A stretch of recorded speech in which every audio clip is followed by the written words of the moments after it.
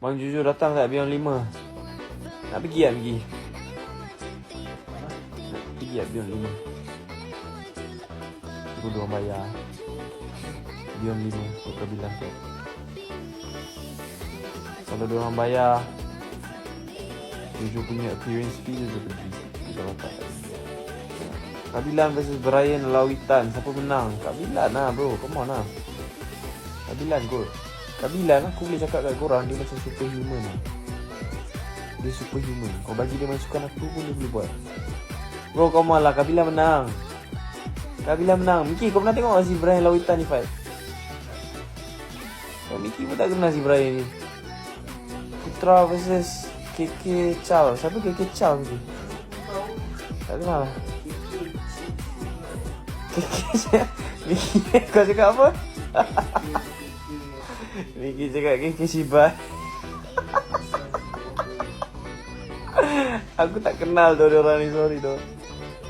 Jurem Boy versus Amarul. Siapa menang Miki? Kau rasa siapa menang? Come on lah. Miki tak tahu. Miki asal kau tak jadi lawan Surya? Kau takut dengan Surya lah. Miki cakap dia takut dengan Surya.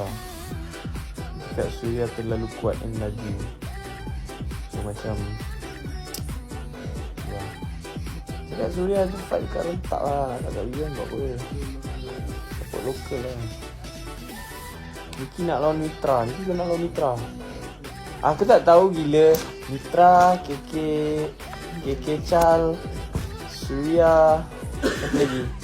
Siapa lagi nama yang Miki submit. Miki kau submit apa? Kau submit lah? Ha? Kau submit lah? Kau nak mati? Kau gay? Ha? Submit? Kau gay? KK Mat. Putra versus Aziz Kalim. Pegang mana tu? Aku tak kenal tu. Putra aku kenal, yang lain aku tak kenal.